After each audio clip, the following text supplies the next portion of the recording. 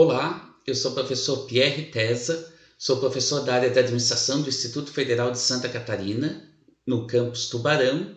Sou administrador, especialista e mestre em engenharia de produção e doutor em gestão do conhecimento.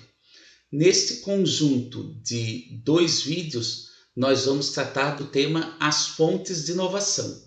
Todo o conteúdo dos vídeos foi baseado no capítulo 5 do livro Gestão da Inovação, do Tide e Bessan.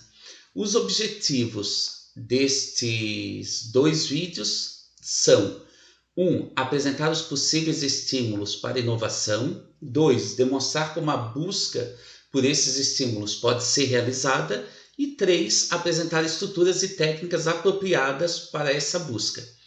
Este conteúdo, como eu mencionei anteriormente, ele é dividido em 2 vídeos. Neste primeiro vídeo serão apresentadas as fontes de estímulos para inovação, ou seja, o primeiro objetivo.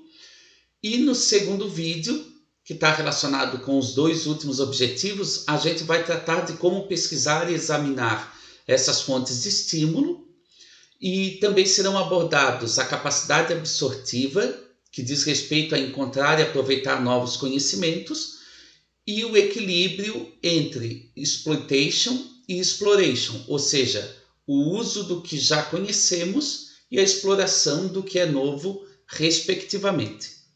Então, a gente inicia o conteúdo com os estímulos ou as fontes de inovação. São apresentadas aqui 12 estímulos ou fontes de inovação. De onde vêm, então, as inovações, né? Essa pergunta, em geral, leva as pessoas a imaginarem a gênese da inovação como sendo uma ideia surgida de repente, muitas vezes de forma aleatória.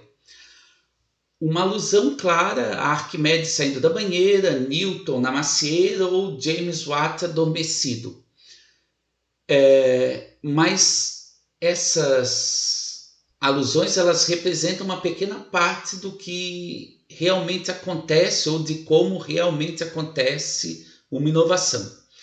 A inovação, de fato, ela não ocorre por acaso, ela é um processo sistemático colocado em prática para levar uma ideia em frente, revisá-la e refiná-la, criando um resultado útil e aceito como inovação. Isso, as fontes, como a gente olha aí na tela, elas são múltiplas. Então, na tela a gente pode ver, como eu falei, 12 estímulos para inovação. Então, o primeiro, os choques no sistema, que são eventos que mudam o mundo e o modo como a gente vê e nos forçam a inovar, buscando novas direções. Os acidentes, que são fatos inesperados ou inusitados que nos indicam a direção da inovação. A observação, ou seja, a inovação que nasce da imitação ou da extensão do que já é feito. A inovação recombinante, que são as ideias e aplicações válidas em um universo que são transpostas a um novo contexto. A regulamentação, que são as mudanças das regras do jogo que acabam puxando e empurrando a inovação em novas direções. A propaganda, que é a descoberta e a amplificação das necessidades de talentos. A inspiração, que é o que podemos chamar de momento Arquimedes. O estímulo do conhecimento, que é a criação de oportunidades com rompimento das fontes da ciência. O design, que é um outro condutor da inovação, que está relacionado muitas vezes à forma e funcionalidade das coisas. A exigência da necessidade, ou seja, a necessidade como mãe da invenção e inovação. Os usuários, e o papel deles como inovadores. E a exploração, o estudo, ou seja, o estudo de futuros alternativos e a abertura de novas possibilidades. Alguns desses estímulos que são importantes a gente vai aprofundar um pouco aqui nesse vídeo. Então, o estímulo do conhecimento. Aqui a gente está tratando das possibilidades que são abertas pela pesquisa científica. Os esforços iniciais há séculos eram solitários, mas logo tornaram-se sistemáticos e com uma rede de pessoas compartilhando ideias. Com a ascensão das grandes empresas no século XX, houve também o surgimento da pesquisa laboratorial. Muitas grandes ideias acabaram saindo de laboratórios da Bell, Bayer, BASF, Philips, Ford, entre outros. E não apenas inovações em produtos, mas também inovações em processos, principalmente nos campos da automação e da tecnologia da informação e comunicação. Essas atividades impulsionaram a pesquisa e desenvolvimento, exigindo então mão de obra especializada, equipamentos, instalações e recursos. A exigência da necessidade. O fato de uma ideia ser brilhante não garante necessariamente a sua aceitação. O estímulo do conhecimento cria um campo de oportunidades. Entretanto, nem toda ideia tem uma finalidade útil. A inovação exige uma mobilidade de demanda.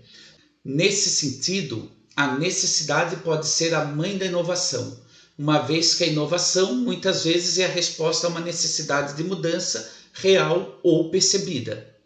Por exemplo, as necessidades básicas por abrigo, alimento, roupa e segurança motivaram as primeiras inovações do homem. Às vezes, uma inovação impulsionada por uma necessidade corresponde a uma ideia totalmente inédita que oferece uma maneira nova de atender a uma necessidade. Entretanto, quase sempre envolve o aperfeiçoamento e a diferenciação. Quando se considera a exigência da necessidade como fonte de inovação, é importante lembrar que não existem soluções únicas, e sendo assim, as diferenças entre potenciais usuários devem ser levadas em consideração. Aqui entra o conceito de inovação disruptiva, quando uma inovação transforma um mercado ou um setor por meio do atendimento de grupos cujas necessidades não são atualmente atendidas. Esse atendimento, em geral, é realizado transformando ofertas existentes em algo mais simples e barato. Outra questão relevante é o papel dos mercados emergentes. Um percentual relevante da população mundial vivendo com uma renda baixa e que não tem suas necessidades atendidas. Esse mercado, embora represente margens baixas, ele compensa pelo volume. E, finalmente, é necessário destacar que os mercados não são compostos por pessoas que buscam a mesma coisa. Atender às demandas por variedade e níveis maiores de customização funciona como condutor da inovação. Uma combinação de tecnologias facilitadoras e expectativas em alta tem feito a customização ganhar espaço.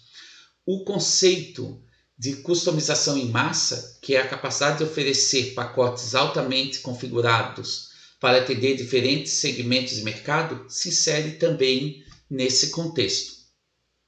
A próxima fonte ou estímulo são os usuários como inovadores. Usuários não são receptores passivos das inovações. As suas ideias e frustrações com soluções existentes levam à experimentação e ao desenvolvimento de protótipos, à criação de versões iniciais do que acaba se tornando uma inovação adotada pelo mercado. Usuários líderes, aqueles ativos e interessados em determinadas inovações, muitas vezes estão à frente do mercado em termos de necessidades. Uma das estratégias de gestão da inovação é então identificar e se envolver com esses usuários para co-criar soluções inovadoras. Também há casos em que as inovações conduzidas pelos usuários envolvem uma comunidade que cria e usa soluções inovadoras continuamente. Usuários líderes podem estar posicionados em um ambiente extremo e terão necessidades que, por definição, estarão na ponta. E assim, qualquer solução inovadora que atenda a essas necessidades tem aplicações possíveis no mercado em geral. Nesse sentido, a busca por usuários e ambientes extremos pode ser uma maneira poderosa de enfrentar desafios que podem abrir espaços para novas oportunidades. Observar os outros. Uma vez que a inovação é, em essência, uma busca competitiva por soluções novas e diferentes, observar e aprender com os outros pode ser uma fonte de inovação. A engenharia reversa, que pode ser considerado o processo de descobrir os princípios geralmente tecnológicos, por detrás de uma oferta, geralmente do concorrente, pode ser um caminho para inovar, inclusive melhorando ofertas já existentes. Outro caminho é o benchmarking, processo pelo qual empresas elaboram comparações estruturadas com outras e tentam identificar fontes novas de realizar um processo ou explorar um conceito inédito de produto ou serviço. A comparação ela pode ser realizada com empresas do mesmo setor ou até mesmo com empresas de outros setores. A inovação recombinante. É certo que uma inovação envolve algo novo. Entretanto, há espaço para transposições, ideias e aplicações comuns em um cenário que podem ser desconhecidas em outros e então transpostas. Esse processo de transferência ou combinação de ideias antigas em contextos novos pode ser denominado inovação recombinante. Nesse contexto, a inovação aberta, que dá ênfase ao fluxo de conhecimento para dentro e para fora da organização, cria um espaço considerável para a inovação recombinante. A inovação recombinante também é possível dentro de grandes organizações, onde as oportunidades para usar conhecimento criado em uma área por outra são fáceis de acontecer. A inovação dirigida pelo design. Uma vez que as pessoas não compram coisas apenas para atender necessidades, ou seja, existem fatores psicológicos e culturais importantes atuando na decisão, o design adquire um papel importante como direcionador da inovação. Assim, a experiência do usuário não é resultado apenas da análise de suas necessidades, mas também de um processo de design que busca dar sentido e forma ao produto. A crescente importância do design como fonte de inovação também tem relação com o mundo dos serviços. O termo economia da experiência descreve a evolução da inovação de uma ferramenta para atender necessidades a uma ferramenta de criação de experiências. A regulamentação. A regulamentação possui dois lados.